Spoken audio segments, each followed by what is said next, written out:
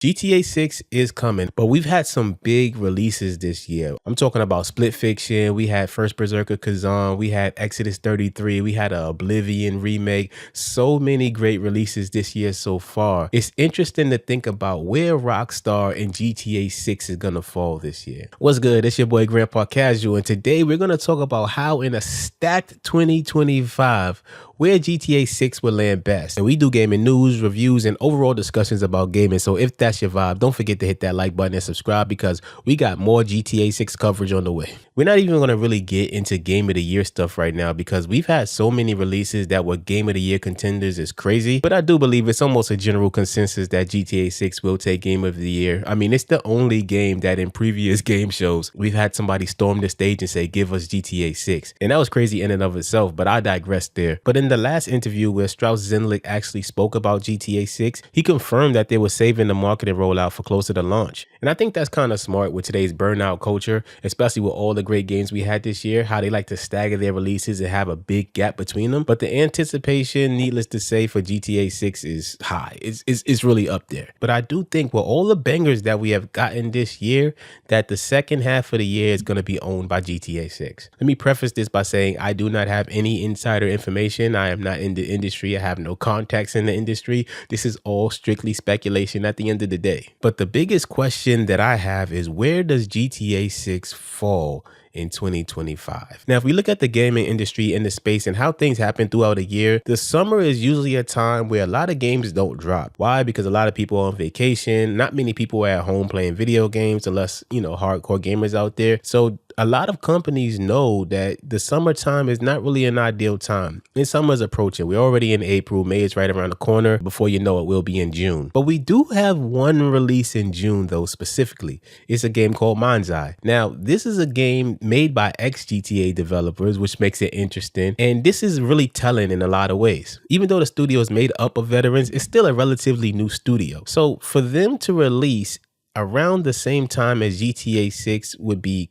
pretty much a death wish for them at the end of the day. I don't think anyone in their right mind would release around the same exact time. I think a lot of studios actually want to avoid the time frame where GTA 6 is releasing. So to say that a game made by ex-GTA devs is going to release around the same time as GTA 6 wouldn't make sense. And if anybody is to know when GTA 6 is releasing or have a really close idea or a much better idea than we do, would be the gaming studios out there and the insiders and the executives.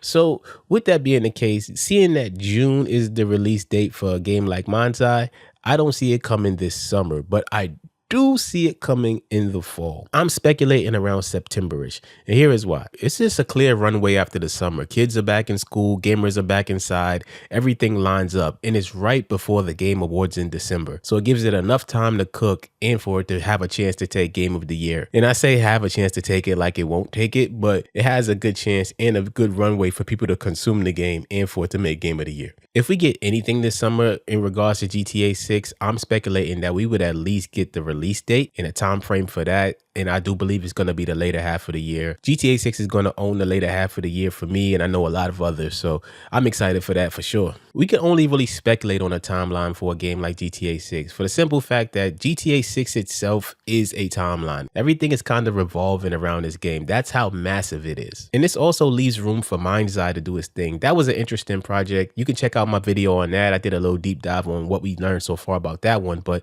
that seems like an interesting project. I'm excited and interested to see where that one actually goes. I don't know if it's going to be exactly a GTA 6 fix. Maybe not. I don't know. Maybe we'll find out when we get more information on that. That's coming in June 5th, I believe.